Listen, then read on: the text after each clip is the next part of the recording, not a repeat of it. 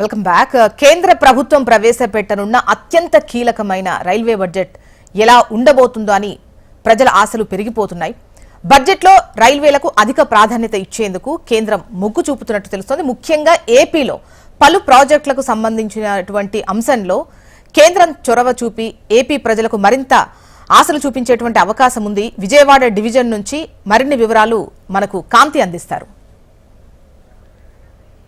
2025-26 సంవత్సరానికి గాను ఆర్థిక బడ్జెట్ను ప్రవేశపెట్టనున్నారు నిర్మలా సీతారామన్. ఈ నేపథ్యంలో రైల్వే బడ్జెట్ ఎలా ఉండబోతోంది? అయితే రాష్ట్రానికి సంబంధించినంత వరకు ఆంధ్రప్రదేశ్లో రైల్వేకి సంబంధించినటువంటి బడ్జెట్లో ఏ కేటాయింపులు ఉంటాయి, అలాగే రైల్వే కేటాయింపులలో ఇప్పటి వరకు కూడా కేటాయించిన అంటే ఎక్స్పెక్ట్ చేస్తున్నవేమిటి, కొత్తగా రావాల్సిన ప్రాజెక్ట్స్ ఏమైనా ఉన్నాయా, కొత్తగా రైల్వే డివిజన్స్ విషయంలో కేంద్ర ప్రభుత్వ సహకారం ఇప్పటి వరకు ఎలా ఉంది, ఇప్పుడు ఎలా ఉండబోతోంది, అలాగే రైల్వే శాఖకు సంబంధించినంత వరకు ఏమేమి అవసరాలు ఉన్నాయి, కేంద్ర ప్రభుత్వం వాటి వైపు ఆలోచన చేస్తుందా లేదా అనే అంశాలు మనతో మాట్లాడడానికి పాపారావు గారు ఉన్నారు. సార్ చెప్పండి, ఎట్లాంటి బడ్జెట్ ఈసారి ఉండబోతుంది అనుకుంటున్నారు? మీ ఎక్స్పెక్టేషన్స్ అంటే చాలా బడ్జెట్స్ చూసారు, ఎలా ఉండబోతుందని మీరు అనుకుంటున్నారు?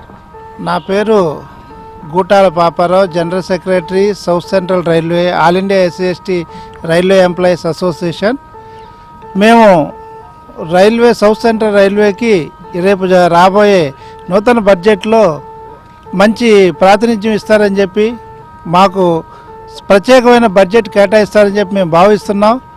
ఇటీవల ప్రధానమంత్రి నరేంద్ర మోడీ గారు విశాఖపట్నం జోన్ని ఏర్పాటు చేస్తానన్నారు. అదేవిధంగా వారు విశాఖపట్నంలో జనరల్ మేనేజర్ కార్యాలయానికి శంకుస్థాపన చేయటం కూడా జరిగింది. చాలా సంతోషం. అదేవిధంగా కడపలో మరి అనంతపురం డిస్టిక్ ఏరియాల్లో ఒక రైల్వే కోచ్ ఫ్యాక్టరీ కానీ వీల్ ఫ్యాక్టరీ కానీ పెట్టాలని మేము అడుగుతున్నాం. గత చాలా కాలం నుంచి ఆ డిమాండ్ ఉంది. అది కూడా నెరవేరాలని ఈ ప్రాజెక్టులో మేము ఆకాంక్షిస్తున్నాం. అదేవిధంగా రిక్రూట్మెంట్ అనేది చాలా తక్కువగా ఉంది. భారతదేశం జనాభా 120 కోట్లకి ఈ వేలల్లో ఉద్యోగాలు తీస్తుంటే సరిపోవడం లేదు.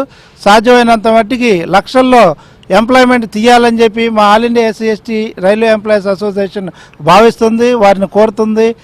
అదేవిధంగా ఎంప్లాయ్మెంట్ ఉంటేనే మాకు రిజర్వేషన్స్ కొనసాగుతాయి. కానీ ఎంప్లాయ్మెంట్ కనుక లేకుండా ప్రైవేటైజేషన్ చేసినట్టయితే ఎస్సీ/ఎస్టీలు అందరూ కూడా చాలా నష్టపోతారు.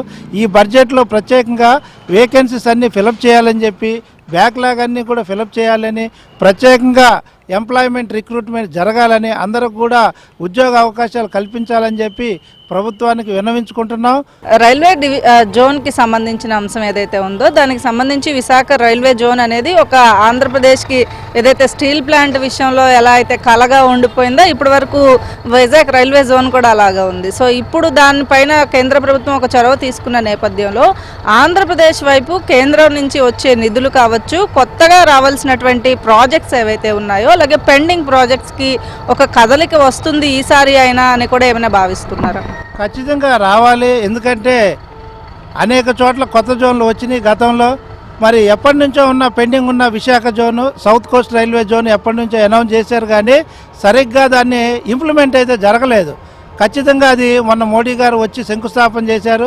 అదేవిధంగా త్వరగా దాని జోన్ను కూడా ఇంప్లిమెంట్ చేయాలని చెప్పి, తద్వారా దానికి రావాల్సిన డెవలప్మెంట్ ఫండ్స్ ఏదైతే ఉన్నాయో ఈ బడ్జెట్లో కేటాయించాల్సిందని చెప్పి కూడా మేము కోరుతున్నాం. అదేవిధంగా విజయవాడ చాలా పెద్ద డివిజను, అనేక మంది అధికారులు, అనేక మంది ఎంప్లాయీస్ వీళ్ళందరూ ఉన్నారు. కాబట్టి ఈ డివిజన్లో ప్రత్యేకంగా శ్రద్ధ చూపించి ఫండ్స్ కేటాయించి మరి కాలనీస్ నిర్మాణంలో కానీ, ట్రైన్స్ పెంచడంలో కానీ చేస్తే బాగుంటుంది. అదేవిధంగా ఇక్కడ దేవాలయాలు ఈ ప్రాంతంలో అనేక ఉన్నాయి. తిరుపతి దేవస్థానం ఉంది, అదే విధంగా విజయవాడలో దుర్గా టెంపుల్ ఉంది, మరి ఇటు అన్నవరం దేవస్థానం. వీటి గురించి దేవస్థానానికి విరివిగా మన యాత్రికులందరూ కూడా ప్రయాణం చేస్తున్నారు. కాబట్టి వారి కోసం కూడా ప్రత్యేక ట్రైన్స్ వేయాలని చెప్పి మేము కోరుతున్నాం.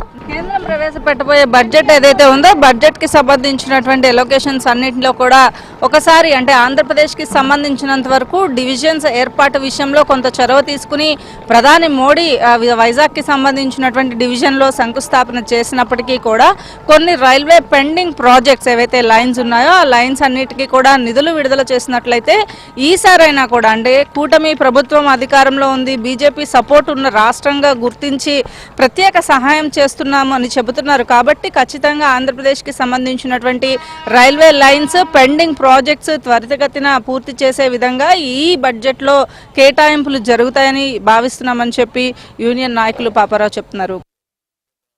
రైట్.